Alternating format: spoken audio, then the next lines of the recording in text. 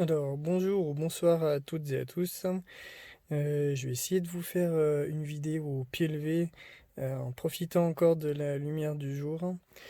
Là, j'ai entre les mains un document qui, je pense, va mettre définitivement fin à toutes les théories contagionnistes et le narratif de la contagion autour du Covid.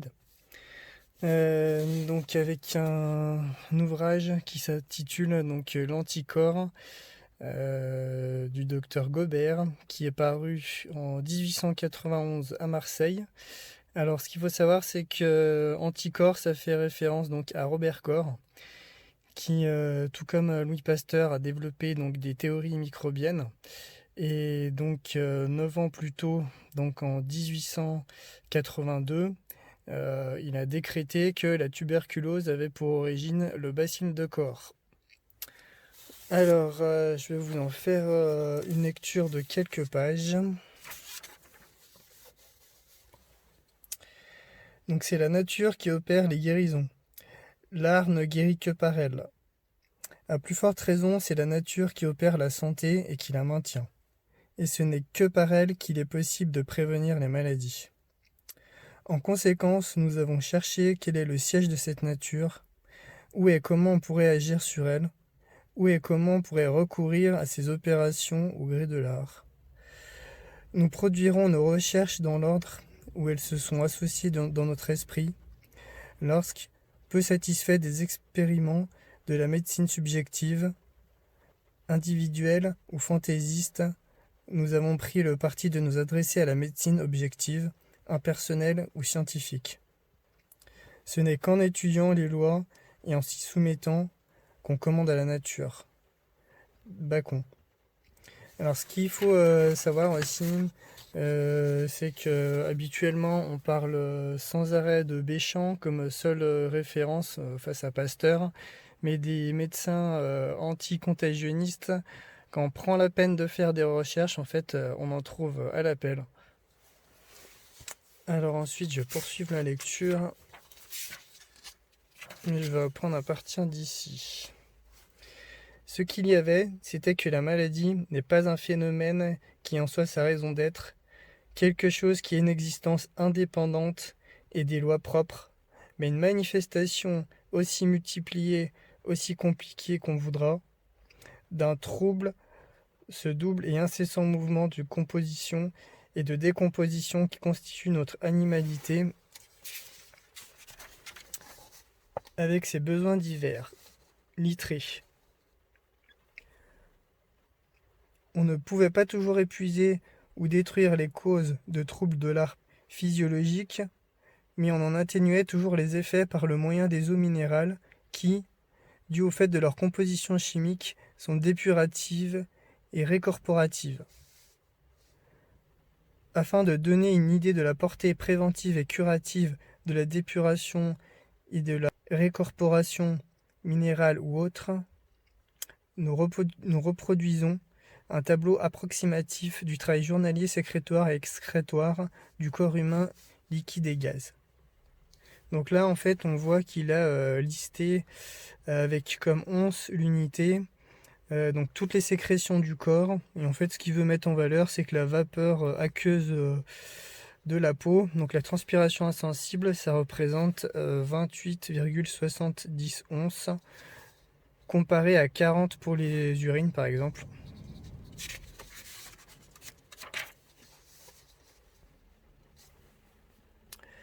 Ce qu'il y avait encore, c'était la peau, qu'on baignait principalement dans ces eaux dépuratoires et récorporatives, censées merveilleuses, la peau.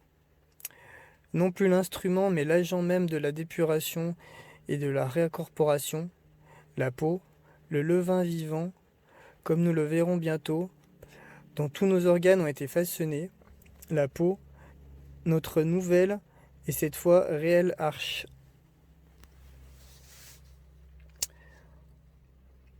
Il n'est plus une seule de nos maladies qui n'ait été étudiée avec toute la rigueur et toute la précision que comportent les découvertes modernes. Et meurt-on moins de la phtisie, alors la phtisie il faut traduire par tuberculose, de la fièvre typhoïde, du cancer, etc., Toutes maladies qui n'ont pas d'existence indépendante ni de loi propre. Étrange tribut que nous payons à la mort, sans qu'il ait en soi sa raison d'être. La peau, Hufeland, la macrobiotique, est l'organe par excellence de la dépuration. Sans cesse, à chaque instant, elle évapore une masse énorme de produits épuisés et devenus inutiles. Cette séparation est intimement liée à notre mouvement vital et à la circulation du sang. La peau est encore un agent efficace pour rétablir l'équilibre entre les forces et les actions de notre corps. Plus elle est active et perméable, moins on est exposé aux congestions dans les poumons, l'intestin et les viscères abdominaux. La peau est en outre un des intermédiaires les plus utiles à la réparation de notre corps. C'est à travers elle qu'un grand nombre d'éléments aériens pénètrent dans l'organisme. Sans une peau saine, il n'y a donc pas de restauration complète. On ne doit pas non plus oublier que c'est la peau qui est l'organe principal des crises dans les maladies, c'est-à-dire des mouvements naturels par lesquels celle-ci se décide. Sous le point de vue dynamique, le même médecine pratique, nul organe sécrétoire n'a une étendue comparable à celle de la peau, ni des connexions nerveuses si considérables. De là l'énorme influence antagonistique que cette membrane exerce, en premier lieu, sur les organes et sur les membranes qui ont de l'affinité avec elle, les membranes muqueuses et séreuses, les poumons et le canal intestinal surtout, puis par réflexion sur le système nerveux des autres organes sécrétoires et de tous les appareils de l'organisme. L'anatomie comparée nous donnera une meilleure et plus complète raison de cette influence antagonistique sur tous les appareils et cette efficacité pour établir l'équilibre entre les forces et les actions de notre corps. Il résulte d'éveil, hygiène de famille ou de perfectionnement physique et moral de l'homme, des expériences de Sanctorius, de Dodard et celles plus récentes de Séguin, qu'un rapport des plus intimes existe entre la sueur et les aliments, les boissons et autres excrétions. La transpiration cutanée est donc plus que le mot ne semblerait dire. Elle est une sécrétion, une véritable fonction dépuratoire. Lorsque cette fonction de dépuration diminue ou se pervertit, l'organisme retient dans son intérieur une quantité notable de matière hétérogène dont l'influence sur la santé peut être incalculable. Les expériences délicates de Séguin, Lavoisier et Séguin, Académie des sciences, 1790, ont prouvé que la moyenne de la perte en poids par exhalation est de 18 grains par minute, dont 11 pour la transpiration cutanée et 7 pour la perspiration pulmonaire.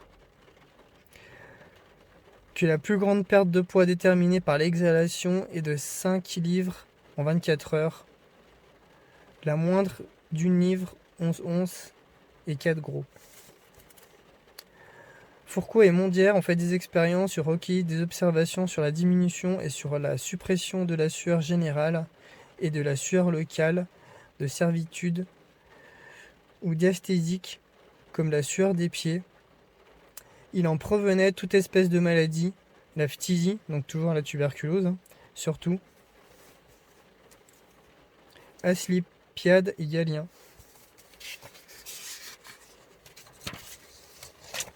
Ont entretenu l'influence de la suppression de la transpiration dans la production d'une foule d'affections, et Sanctorius a étayé ses opinions par ses célèbres expériences. Les effets pathogéniques résultant de la suppression générale de la transpiration sont les suivants. Inflammation aiguë, compliquée, sarcoliphémie, engorgement des veines caves et des cavités du cœur, altération couineuse du sang. Comme effet de la suppression graduée ou partielle de la transpiration cutanée, on voit survenir des phlegmasies subaiguës, des irritations chroniques, une formation de tubercules dans divers organes, une altération profonde de la nutrition. Les effets de la suppression de la sueur des pieds, Mondière, Journal de l'expérience 1838, sont très variés et il n'est pour ainsi dire pas d'organe qui ne puisse en ressentir l'influence pernicieuse. D'après 42 observations que nous avons recueillies nous-mêmes ou trouvées dans les auteurs, nous avons dressé le tableau suivant. Asthme ou dyspnée, embarras gastrique, anorexie, pneumonie aiguë, donc on pourrait assimiler au Covid d'aujourd'hui, pneumonie chronique, phtisie, tuberculose, céphalgie, coryza, névralgie plantaire, sciatique, anasarque, hépatite chronique, diarrhée, leucorrhée, blénorragie, pleurésie chronique, autorrhée, diabète, rhumatisme aigu, catarrhe. Alors catarrhe, faut remplacer catarrhe par grippe. Vésicale, maladie de la peau, phtisie trachéale, donc toujours phtisie tuberculose. Toujours ou presque toujours, la thérapeutique, même la plus rationnelle et la plus active, restera sans effet tant que l'excrétion supprimée ne sera pas rétablie. Les excrétions, Michel Lévy, traité d'hygiène publique et privée, véritables résidus du laboratoire humain, sont à la fois le résultat et la mesure des échanges entre l'organisme et le monde extérieur. C'est par elles que s'opère, de l'un à l'autre, et de manière visible la circulation de la matière. Par elles se maintient l'équilibre entre la nutrition et la décomposition interstitielle. Sous ce rapport, leur proportion avec les aliments indique les phases de l'âge et l'état actuel de la vie, et elles constituent l'un des éléments essentiels de la statique hygiénique. Les excrétions représentent par leur ensemble comme un vaste appareil de d'épuration du sang. Intermittent ou continu, elles débarrassent des matériaux hétérogènes et assurent l'identité du fluide nourricier à toutes les époques de l'existence. Modératrices de la caloricité, leurs variations concourent à la stabilité de la température animale. Quand celle-ci s'élève ou s'abaisse sous l'influence du climat, du régime, du mouvement, du repos, la diminution ou l'augmentation des pertes cutanées traduit et corrige ces effets. Là ne se borne point le rôle des excrétions. Elles versent sur les ressorts multiples de la machine le fluide qui en facilite le jeu, adjuvant de l'activité fonctionnelle des organes. Elles les protègent dans la variété de leur destination, approprient toute surface vivante à la spécialité de son modificateur, établissent entre l'organisme tout entier et le milieu extérieur une couche intermédiaire de produits qui sont sans texture et sans connexion avec la vie, quoi qu'il en dépende de ces lois par leur origine et leur fin. Enfin, dans les troubles de la maladie, elles deviennent, à juste titre, l'objet d'une exploration particulière. Elles réfléchissent dans leur qualité et dans leur quantité la marge du travail pathologique, tour à tour cause ou symptôme. Elles sont une des bases les plus certaines du pronostic.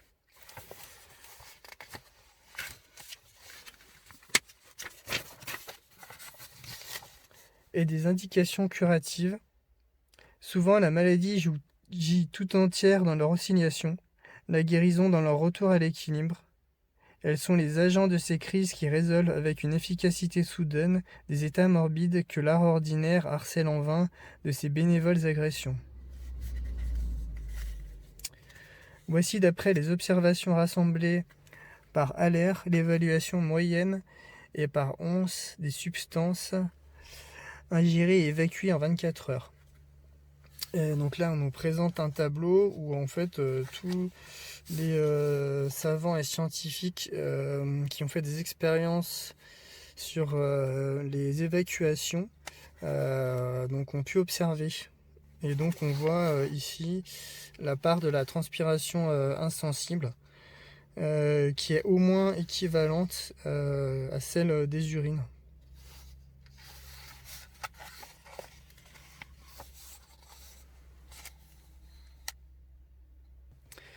Donc ensuite je reprends la lecture. Donc la sueur qui imprégnait un gilet de flanelle a fourni à Thénard des chlorures potassiques et sodiques, de l'acide acétique, des traces de phosphate calcique et ferrique et de substances animales. Berzelius a trouvé dans la sueur du front de l'osmasome, de la matière salivaire, de l'acide lactique, du chlorhydrate d'ammoniac et beaucoup de chlorure sodique. On est prié de retenir que les résidus de la transpiration cutanée et pulmonaire sont 6 fois, 7 fois et jusqu'à 11 fois plus considérables en poids que les excréments.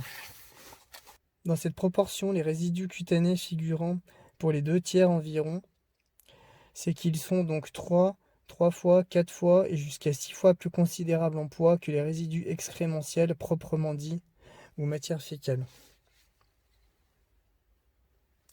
Les anciens ne connaissaient pas le travail journalier sécrétoire et excrétoire du corps humain.